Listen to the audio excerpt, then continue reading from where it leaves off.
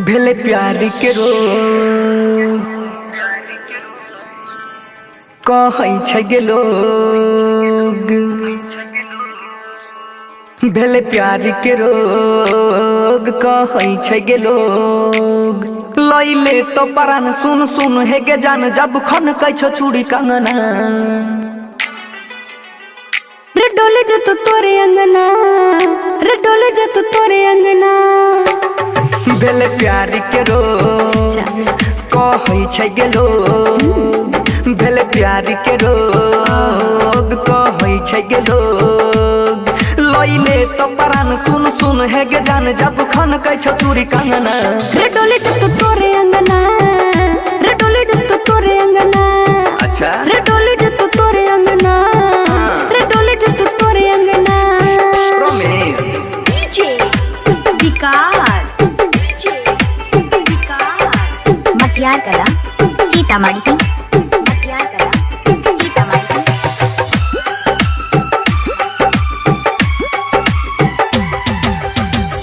देखै में लागै छोही जन्नत के हूर गे। ये को पल न रहल जाहि छौ तोरा से दूर गे। हाँ, केना के दियो तोरा जवाब सवाल के। अच्छा। कैलियो जवानी तोरे नाम 16 साल के। कटै नहीं छै राती धर के हमरो छाती बोल के ऐसन बानी। लिखबै प्रेम कहानी कहिया बनै में गे गोरी अपन सजना। भेल प्यार के रोग कहै छै लोग। भेल प्यार के रोग कहै छै गे लोग। लैले तो परान सुन सुन हे गे जान जब खन कै छो चूड़ी कंगना। रे डोले जो तो तोरे अंगना, अच्छा। रे डोले जो तो तोरे अंगना। सही में रे डोले जो तो तोरे अंगना, रे डोले जो तो तोरे अंगना। हमरा यकीन नहीं हो जगे।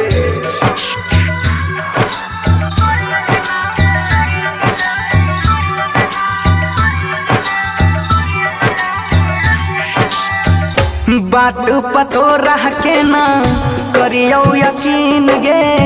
रोजे रोजे बढ़बै छही दिने प दिन गे।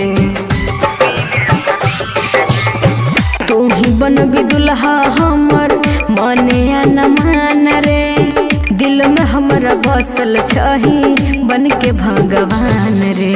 बोलै छही ज्यादा करे छी वादा कोई छो हमारा शौक गे।